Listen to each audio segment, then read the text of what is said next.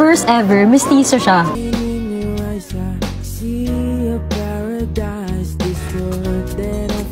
Hello Kathden fans! Ito na nga ha, pinaghahanap itong crush ngayon ni Ma'am Catherine, no, si Kenneth. So mahilig talaga si Ma'am Catherine sa mestizo, no. Crush niya daw ito, no, kagaya po ng iyong narinig ay crush niya ng grade 2 pa siya. So sa Pilipinas Got Talent kasi ay meron silang parang segment na nag-usap-usap, na nag-banding-banding. So yun na. sobrang kulit ng segment na ito nila mga sombreros. Kasi nga grade 2, no, walang kamuwang-muwang. So sino kaya yung Kenneth na yon? So speaking of Kenneth na yan, kasi mestizo.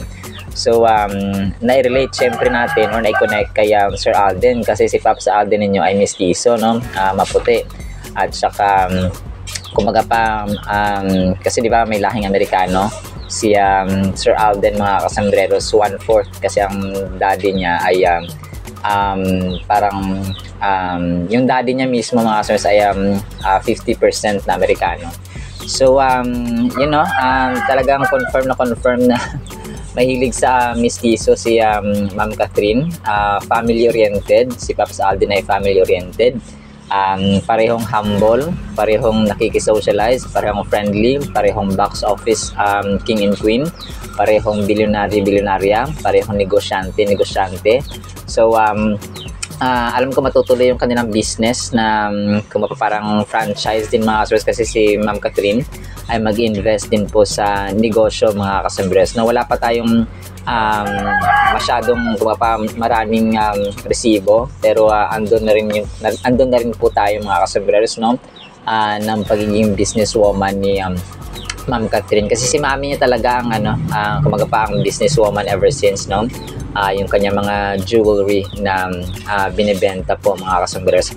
So and then ito next item, sobrang kulit na ito mga kasambreros, kasi si Ma'am Catherine, yung sa Pilipinas Got Talent ay meron silang contestants na segment nilang pinagsample sa Ma'am Catherine ng jumping rope. Sobrang kulit dito, sabi niya sorry, para may bagong trabaho na daw siya, tagtanggal siya ng sapatos mga kasambreros. Sobrang kulit talaga kasi game nag-jumping rope. So hindi yan mga kasambreros, kasi yung isang video gaya nung napapanood niyo ay nagcha-Chinese ka si Ma'am Catherine. Nung time pa ito ng A Very Good Girl. So parang kulit dito ay hinamon pa nila si FMG mag-jumping rope. Kasi sabi niya masakit ng katawan ng matanda. So parang gano'n mga kasambreros. So, sobrang kulit na. Tapos si Ma'am Catherine talaga siya, si Melay dito, yung pag nagsama yung dalawang to ay sasabog talaga sa kakulitan. Sabi niya may bago na siyang trabaho, goodbye judges. Tapos si Ma'am Eugene Domingo pa, di ba? talagang sumasabog ang kakulitan dito. Si Robby Domingo na bro ni Ma'am Catherine, na sobrang kulit ng inyong box office queen dito mga kasambreros. sobrang kulit. Baka mabalian matanda, sabi ni FMG. Sabi ni Melay, boss, ako na po, boss ba? So sobrang kulit ng mga taong to dito mga kasambreros. So hanapin natin kung sino itong si mestizo na Kenneth. So sana lumitaw siya, no, para at least makita natin mga kasambreros. And then ito si Pops Alden ay nag-My Day, nag-story ng kanyang Instagram mga kasambreros, kasama ang kanyang bagong kasosyo sa negosyo na si Mr. Freeze Ice King mga kasambreros, na kung saan niya ay kanyang bagong kasosyo sa negosyo na Purielo naman po, no, mga kasambreros at mga kapantas. Tapos si Pops Alden at saka si Sir Ding Dong Dantes ay nag-meeting sila, no, if I'm not mistaken kahapon ito nung Sabado, ngayon ko lang po na-post.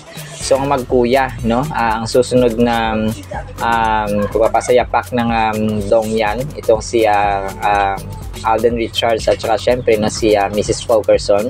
So Dongyan, Kathden na agad yan mga kasambreros, ganon.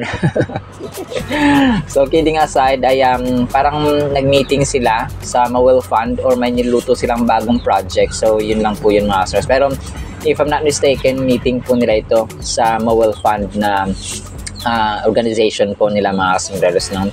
And then next item natin, ito, no, si Ma'am Catherine at saka si Ma'am Vina Morales, no, may picture din po sila dun sa may kumapa sa ball mga kasambreros, sa Star Magic Ball, nakaganap nga lang mga kasambreros.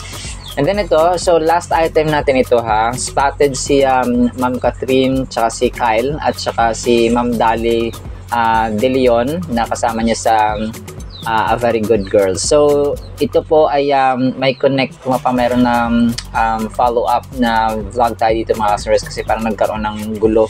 So yun, so itatakal natin yan sa susunod na vlog natin for today mga kasambreros. Alright, so naman po sa ating Kathleen items ha. Para po sa ating Word of God, sobrang ganda po nito. The older men example. So, sa atin po, generally, kapag sinabing matanda, no, full of experience na yan sila, so dapat ay nagiging good example po sila. No? Ito po ay, yung verse po na ito ay papatuon or nakasentro mga kasombrero sa mga elderly natin. So maliban sa syempre minamahal natin sila, given na yon, at saka ino-obey mga kasombreros, ay when we seek for advice, for counsel, for guidance, ay pwede rin po natin silang pagkuhaan ng counsel mga kasombreros, and syempre no, by them leading the example. Titus chapter 2 verse 2, older men are to be sober-minded, dignified, self-controlled, sound in faith, in love, and in steadfastness. Sa New Life Version po ay sabi dito, older men are to be quiet and to be careful how they act. They are to be the boss over their own desires. Their faith and love are to stay strong, and they are not to give up. Sa Tagalog po, ang mga nakakatandang lalaki ay turuan mong maging mahinahon, marangal, marunong magpasya kung ano ang nararapat, at matatag sa pananampalataya, sa pag-ibig at pagtitiis. So, ang sober-minded po, yung parang meron kang control of one's thought, no, serious, at saka kumaga pa may disposition sa buhay mga kasambreros.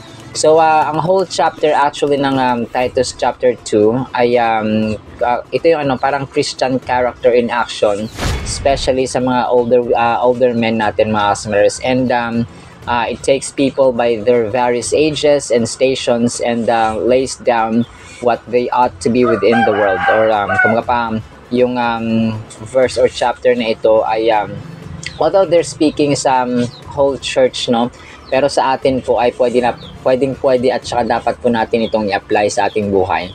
So may kakilala ba tayong mga matatanda na yung edad, pero yung isip ay parang hindi pa rin walang disposition sa buhay, pero wag po ganun dapat. So they must be sober. So ibig sabihin po ay ang ibig sabihin ng sober ay may contradistinction to given to overindulgence in wine. So yung sober lang mismo ha, hindi yung sober-minded, ay hindi sila lasinggero, no? Dapat hindi po ganun mga kaswes, kasi parang you cannot advise a certain person na hindi maging lasinggero kung ikaw mismo ay lasenggo. So ganun siya mga kaswes. So wag kang mag-cutting classes, tapos ikaw rin naman nagka-cutting classes. O ikaw, wag kang maging magagalitin, wag kang parating stress. Ikaw, ganun din naman. So, you cannot give what you don't have mga customers. So, they must be serious.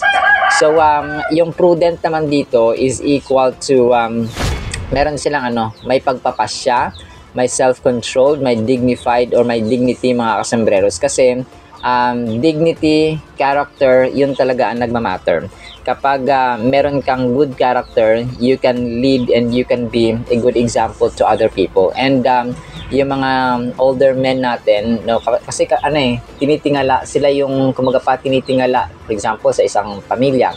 Ang tatay ang tinitingala ng mga anak.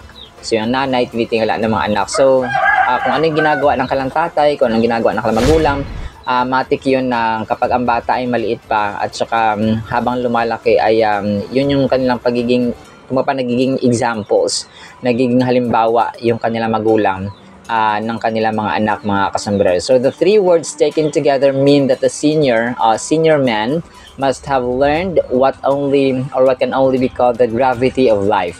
A certain amount of recklessness and of unthinkingness may be pardonable in youth, but the years should bring wisdom. So parang ganito yun, yung mga bata pag when it comes to experience, mapapatawad mo pa, or very understandable kapag may marami silang mistakes, marami silang failures, marami silang discouragements. Pero kapag matanda na let's say nasa 60s, 70s, 80s na sila, tapos ganun pa rin yung kanilang reckless pa rin, no? Hindi pa rin nag-iisip ng masyado. So ano yun, parang may problema. Pero yung years, no, yung experience mga kasambreros ng mga matatanda ay something to be grasped and to be imitated, mga kasambreros. So one of the most tragic sights in life is a man who has learned nothing from them. So isa sa mga tragedy, no, sa isang tao na kapag marami ng experience pero hindi pa rin natututo sa buhay. Tumanda na lang yung edad, hindi yung kanilang experience, yung kanilang actions and ang kanyang disposition sa buhay.